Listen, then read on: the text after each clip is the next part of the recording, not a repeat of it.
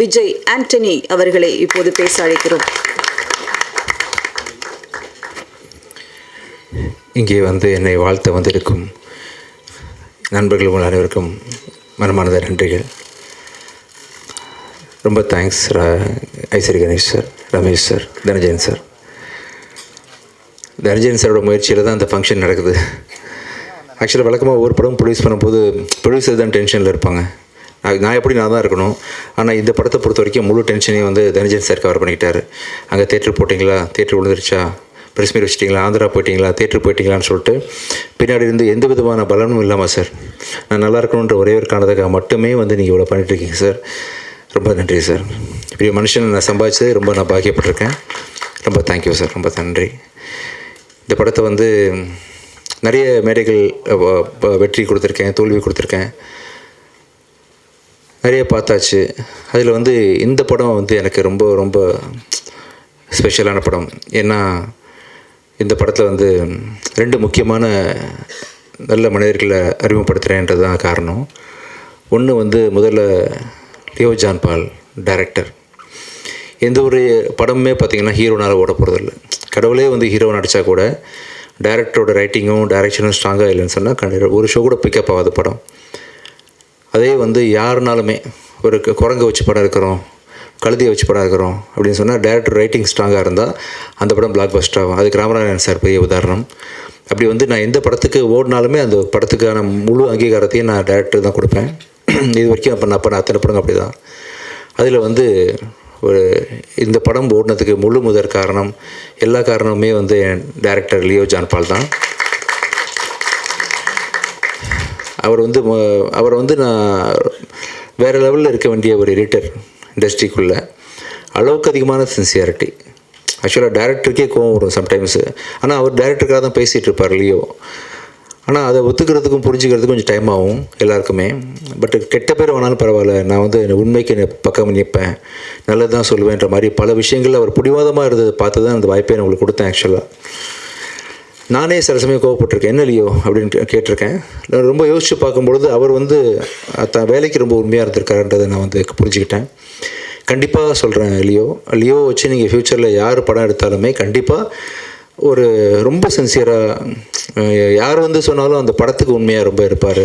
As எடிட்டராகவும் இருப்பார், as a டைரக்டராகவும் இருப்பார் அப்படின்னு ரொம்ப பெருசாக நம்புகிறேன். ஸோ இது வரைக்கும் நீங்கள் பட்ட கஷ்டம்லாம் சேர்ந்து இதுக்கப்புறம் ஒரு பெரிய சக்ஸஸ்ஃபுல் பர்சனாக நீங்கள் லைஃப்பில் இருப்பீங்க. இவரை லான்ச் பண்ணுறது, ஒரு நல்ல மனுஷனை லான்ச் பண்ணுறது மூலமாக சந்தோஷப்படுறேன். அடுத்தது வந்து என்னோடய தங்கச்சியோட சன் அஜய். என் பிச்சைக்காரன் படத்தில், ரோமியோ படத்துலலாம் எனக்கு ஏடியா ஒர்க் பண்ணார். அஜய் லான்ச் பண்ணுற ஒரு படம், ஃபஸ்ட்டு படம் வந்து தப்பாக இருக்கக்கூடாதுன்னு கொஞ்சம் ஒரு கவலையிலே இருந்தேன். அது இல்லை அப்படின்னு சொல்லிட்டு நீங்கள்லாம் சப்போர்ட் பண்ணி இந்த படத்தை நல்ல ஒரு பேர் வாங்கி கொடுத்துருக்கீங்க. அப்போ அஜயை ஃபஸ்ட்டு படம் லான்ச் பண்ணுறதை தாண்டி இன்னொரு பெரிய சந்தோஷம் எனக்கு இருக்குது.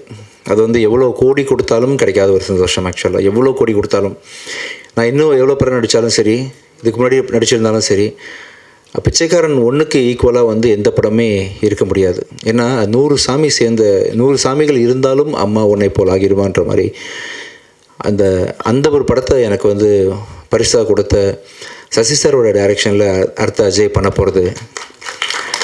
அந்த படத்தை வந்து உருவாக்கி கொடுத்த ரமேஷ் பிள்ளை சார். ஒரு 2வது படத்துலேயே வந்து ஒரு ஹீரோவுக்கு வந்து சாதாரண விஷயம் இல்லை அஜய், புரியாது, அதோட முக்கியத்துவம் என்னன்னு தெரியாது. அதுவும் அந்த கதையை நான் கேட்டேன், ரமேஷ் சார் நான் வந்து பிச்சைக்காரன் 1க்கு கதை கேட்டு முடிச்சுட்டு சார்கிட்ட பர்மிஷன் கேட்டேன். சார் கொஞ்சம் வெயிட் பண்ணுங்கள் சார், கொஞ்சம் அழுதுட்டு வந்துடுறேன், ரொம்ப முடியல, அதாவது கதையை கேட்கும்போது டிஸ்டர்ப் ஆகிடக்கூடாதுன்றதுக்காக அப்படியே ஹோல்டு பண்ணி வச்சுருந்தேன். அதே மாதிரி பல நாள் கழித்து சசி சாரோட டைரெக்ஷனில் இந்த படத்தில் வந்து எப்படி ஒரு மனுஷனால் சொல்லாமலே டைம்லேருந்து ஆரம்பிச்சு தனஜயன் சார், சரி சார் இந்த படத்தை நீங்கள் கண்டிப்பாக பார்க்கணும், இப்போ ஷூட்டிங் போக போகிறோம் நெக்ஸ்ட் மந்த்து, சொல்லாமலேருந்து ஒரு 20 வருஷமாக ஒரு மனுஷனால் எப்படி இவ்வளோ க்ரியேட்டிவாக இருக்க முடியும்னு சொல்லிட்டு அவ்வளோ, அதாவது இது வரைக்கும் யாருமே சொல்லாத ஒரு விஷயத்த வந்து யாருமே யோசிக்கலை. அந்த விஷயத்த நம்ம பல படங்கள் தமிழ் சினிமா பார்த்துருச்சு, யாருமே பார்க்காத ஒரு முக்கியமான ஒரு சொசைட்டிக்கு தேவையான ஒரு நல்ல கருத்தோட அந்த படத்தை வந்து சசி சார் இன்றைக்கும் ஷார்ப்பாக பண்ணியிருக்காரு. கேட்கும்போது அவ்வளோ காமெடி, அவ்வளோ emotional sequences plus with moral, அதாவது சொசைட்டிக்கு தேவையான விஷயங்கள்னு சொல்லிட்டு அப்படிப்பட்ட ஒரு படத்தில் வந்து அஜய் நெக்ஸ்ட்டு நான் நடிக்கிறதும், நான் சசி சார் கூட பணியாற்றுறதும், அது ரமேஷ் பிள்ளை சார் இயக்கிறதும், ஸோ ப்ரொடியூஸ் பண்ணுறதும் பெரிய ஒரு சந்தோஷமான விஷயம். ஸோ ரொம்ப இது எல்லாத்துக்கும் சேர்த்து உங்களுக்கு நான் எப்படி தேங்க்ஸ் பண்ணுறதுன்னு தெரியல. ஒவ்வொரு தடவையும் நான் ஜாலி பண்ணிட்டு போயிடுறேன் ஃபங்க்ஷன் வந்தால். மனமார்ந்து சின்சியராக உங்கள் எல்லாருக்கும் வந்து அந்த சந்தோஷத்தையும் அந்த நன்றியையும் தெரிவிச்சுக்கணும் உங்களுக்கு அப்படின்றதுக்காக தான் இந்த சக்ஸஸ் மீட்டு. மிக்க நன்றி. ஸோ இதுக்கப்புறம் கூட நான் தயாரிக்கிற ஒவ்வொரு படத்துலையும் அடுத்ததாக வந்து சத்ய திருமகன் ரிலீஸ் ஆக போகுது. கூடிய சீக்கிரம் அதுக்கான அறிவிப்புகள் ஐ திங்க் இன்னும் 5-6 டேஸில் அதோட ரிலீஸ் டேட் அனௌன்ஸ் பண்ணுறேன். படம் ரொம்ப நல்லா வந்திருக்குது. எனக்கு என்னமோ நல்லது நடந்துகிட்ருக்கு இந்த டைம்லலாம் தெரியல. நான் மிகப்பெரிய விசிறி அருண் பிரபு புருஷோத்தமன் டைரக்ஷனுக்கு அருவி படத்தை பார்த்து வாழ் படத்தை பார்த்து நான் இப்படி ஒரு டேரக்டர் நம்ம ஊரில் இருக்காருன்ற அளவுக்கு அவரை வந்து நான் சத்யஜித் ரே அளவுக்கு நான் மனசில் வச்சுருக்கிறேன் அருண் பிரபுவை. அவர் டைரெக்ஷனில் வந்து இந்த ப்ராஜெக்ட் ரொம்ப பயங்கரமாக வந்திருக்கு. பார்த்தவங்க எல்லோரும் சோஃபார் வந்து வேறு மாதிரி அதை அப்ரிஷியேட் பண்ணிட்டு போயிருக்கிறாங்க. இன்றைக்கி டேட்டில் நான் வந்து அந்த படத்தை வந்து விஜய் டிவி ஹாட்ஸ்டார் தான் டிஜிட்டல் வாங்கியிருக்கிறாங்க. ஹிந்தி ஆர்கேடின்னு ஒரு கம்பெனி வாங்கியிருக்கிறாங்க. முடிஞ்சிருச்சு. போஸ்ட் ப்ரொடக்ஷன் ஒர்க் போயிட்டுருக்கு. விரைவில் அறிவிப்பு வெளியே வரும். அந்த விஷயம் நல்லா வந்துட்டுருக்கு. அதை தொடர்ந்து அடுத்தது வந்து லாயர் படம் ரொம்ப நல்லா வந்துட்டுருக்குது. ரொம்ப சந்தோஷமாக இருக்கிறேன். உங்கள்கிட்ட அந்த சந்தோஷம் பகிர்ந்துக்கிறதுக்காக தான் சொல்லிட்டுருக்கிறேன். மிக்க நன்றி. ஸோ ஒரு திரைப்படம் லியோ ஜான் பாலோட க்ரியேட்டிவிட்டிக்கு வந்து உருவம் கொடுத்த இந்த படத்தில் பணிபுரிஞ்ச நீங்கள் சொன்ன மாதிரி ADs, cameraman, assistant directors, art directors, fight masters உங்கள் எல்லாருக்கும் மிக்க நன்றி தெரிவிச்சுக்கிறேன். பிகிடா, தீப்ஷிகா அண்ட் கனிமொழி உங்கள் எல்லாருக்கும் மிகப்பெரிய நன்றிகள். ஸோ இந்த படத்தில் இன்னொரு முக்கியமான ஒரு தூணாக செயல்பட்ட ஒரு மனிதர் வந்து இந்த ராஜீவ். எங்கள் படத்தோட கேமராமேனுக்கு வந்து ஆக்சுவலாக ஒருத்தன் பாதியில் வந்து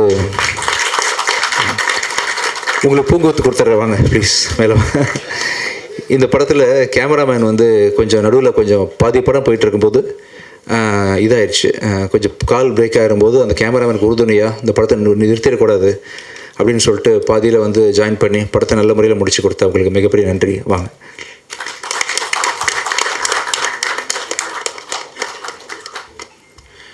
சார் ரொம்ப சந்தோஷம் சார். நீங்கள் கொடுத்த என்கரேஜ்மெண்ட் அது இல்லாமல் நான் இங்கே இல்லை. இன்னும் தைரியமாக இருக்கேன் நீங்கள் இருக்கீங்கன்ற நம்பிக்கையோட. Thank you sir. கூடிய சீக்கிரம் வந்து சக்தி திருமகன் ப்ரெஸ் மீட்டு அதோட ப்ரமோஷனல் விஷயங்களில் இன்னும் நிறைய விஷயங்கள் ஷேர் பண்ணிக்கிறேன். ஐசரி கணேஷ் சார் மிக்க நன்றி சார். அதாவது எனக்கு தெரிஞ்சு ஒரே நேரத்தில் இத்தனை பெரிய படங்கள் நல்ல டைரக்டர்ஸோடு வந்து பண்ணது மாதிரி நான் கேள்விப்பட்டதே இல்லை சார். நான் பிறந்ததுலேருந்து முதலத்து அறிவிப்பு பார்த்தேன் சார். நீங்கள் பண்ணி வச்சுருக்க லைனப்ஸு, டைரக்டர்ஸ் எல்லாமே என்ன தெரிஞ்சு இது வரைக்கும் யாரும் பண்ணதில்லை சார். சாய்ஸ் ஆஃப் டைரக்டர்ஸ் ரொம்ப ஸ்ட்ராங்காக இருக்குது. சாய்ஸ் ஆஃப் ஸ்கிரிப்ட் ரொம்ப ஸ்ட்ராங்காக இருக்குது. உங்கள் கனவு வந்து பெரிய லெவலில் ஜெயிக்கும் சார் ஷியோராக. ரொம்ப சந்தோஷமாக இருக்குது. ஒரு அருமையான ப்ரொடியூசர் வந்து தமிழுக்கு கிடச்சிருக்காங்க. இப்போது நல்ல படங்கள் ப்ரொடியூஸ் பண்ணுறதுக்கு மிகப்பெரிய வரவேற்பு கொடுத்து சாரோட கனவு பழிக்க வைக்கணும். நம்ம எல்லாம் சேர்ந்து பழிச்சா இன்னும் ஒரு அடுத்த 10-15 டேரக்டர்ஸ் நல்லா ஃப்யூச்சரில் நல்லா இருப்பாங்க. தமிழ் சினிமா நல்லாயிருக்கும். இப்போ எப்படி வந்து அந்த அதர் இண்டஸ்ட்ரீஸில் வந்து மிகப்பெரிய பட்ஜெட் படம்லாம் பண்ணுறாங்களோ, பாகுபலி மாதிரி, RRR மாதிரி, அந்த அளவுக்கு ஒரு நல்ல கண்டென்ட் கூட சார் கூட போகலாம். சார் கண்டிப்பாக ப்ரொடியூஸ் பண்ணுவாங்க. மிக்க நன்றி sir. Ramesh sir and Ishari sir 2 பேரும் வந்து இந்த நிகழ்ச்சியை சிறப்பிச்சதுக்கு ரொம்ப நன்றி. உங்களுக்கும் மிக்க நன்றி. ரொம்ப தேங்க்ஸ். தேங்க்யூ. கவிதா ரொம்ப thanks. Thank you. And Rekha thanks.